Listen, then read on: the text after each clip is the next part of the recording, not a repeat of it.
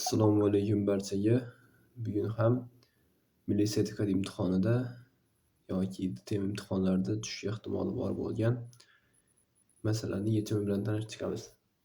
Xo'p, odamlarda qora ko'z dominant A, ko'k ko'z resessiv A ustidan, qalin lab dominant B, yupqa lab resessiv B ustidan to'liq dominantlik qiladi. Birinchi qon guruhli ko'k ko'zli qalin labli ayol genotipi noma'lum bo'lgan erkakka turmushga chiqdi. Natijada har xil tuxum hujayradan egizaklar tug'ildi. Qiz va o'g'il. O'g'il ikkinchi qon guruhli qora ko'zli qalin labli gamozigota. Qiz uchinchi qon guruhli ko'k ko'zli yupqa labli. Yuqoridagi 3 juft genlar har xil avtosomada xromosomalarda joylashgan. Xo'p, savollar. Shu oilada ikkinchi qon guruhli ko'k ko'zli yupqa labli farzandlarning tug'ilishi ehtimoli qancha? Erkak organizmning noma'lum genotipini aniqlang. Ota organizm fenotipiga o'xshash organizmlar tug'ilish ehtimolini aniqlang. Xo'p, boshlasak. Bizda qora ko'z va ko'k ko'z belgilab olamiz. Qora ko'z dominant, resessiv ko'k ko'z. Xo'p, bizda qalin lab,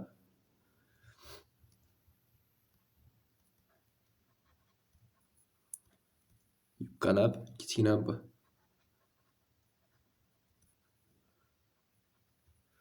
Qon guruhlari.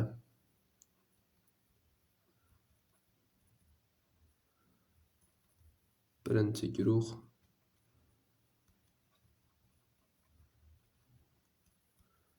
ikkinchi guruh,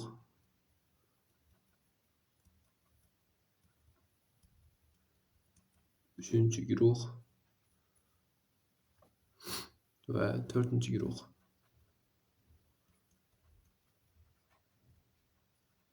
Endi bizda aytayaptiki, ona organizm genotipini. Birinchi qon guruhli ko'k ko'zli qalin labli.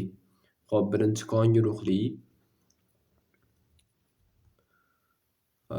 ko'k ko'zli bizda ko'k ko'z kichkina a va qalin labli. Keyingisi noma'lum. Xo'p, ota organizm aytayapti. Bizda ota organizm noma'lum deyapti. Buni qanday topamiz? Buni tug'ilgan organizmlarning genotipidan topishimiz mumkin. Demak, tug'ilgan avlod o'g'il farzand ikkinchi qon guruhli ekan. Demak, xo'p, ota organizmning tarkibida, genotipida A geni mavjud ekan. Endi qizning genotipini ko'ramiz. 3-qon guruh tug'ilgan ekan. 3-qon guruhda, demak, bizda B ham mavjud. Demak, 4-qon guruhli otam bo'ldi. Endi qora ko'zli va ko'k ko'zli organizm tug'ilgan ekan. Xo'p. Ya'ni qora ko'zli dominant, ko'k ko'zli resessiv va qora ko'zli gamozigota holatda tug'ilgan. Demak, bizda xo'p, heterozigota holatda qilsak, demak bizda xo'p, qora ko'zli tug'iladi, ko'k ko'zli ham tug'iladi.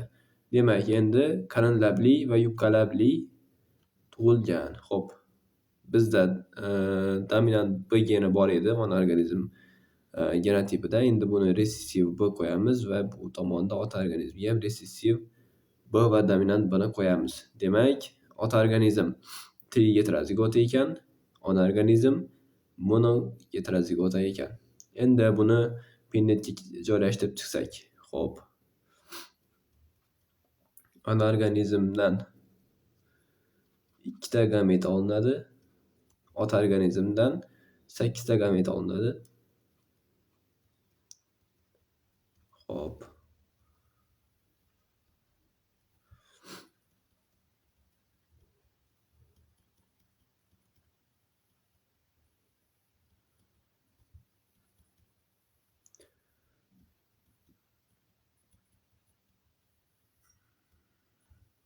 Va oxirgi ikkitasi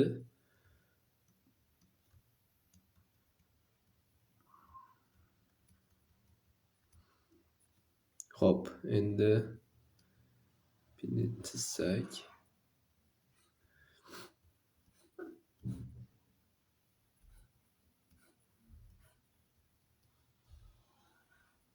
Xo'p, bizda endi so'rayaptiki, shu oilada ikkinchi qon guruhli, ko'k ko'zli, yubka labli farzandlarning tug'ilish ehtimoli qancha? A shartda so'rayaptiki, ikkinchi qon guruhli bizda heterozigota ham, gomozigota ham bo'lishi mumkin. Shuning uchun bu yerni tizikcha qo'yamiz. Faqat B bo'lmaydi. Xo'p. A yoki 0 bo'lishi mumkin. Ko'k ko'zli va yubka labli. Ko'k ko'zli, yubka labli. Demak, organizmlar ichidan qaraymiz. Katta A va katta A yoki katta A 0 genotipini qidiramiz. Xo'p. Va keyingi tomondagilar hammasi resessiv. Bu qator chiqib ketadi, chunki buni tarkibida dominant B bor. Bu qatordan bizda faqat mana shu bittasi kiradi. Boshqa hech biri kirmaydi. Demak, 16 ta organizm buni 100% deb oladigan bo'lsak, bizda bittasi 6,25% tashkil qiladi. Xo'p, bu shartimizda so'rayaptiki bizdan erkak organizmning noma'lum genotipini aniqlang. Mana erkak organizmning genotipini aniqlaganmiz.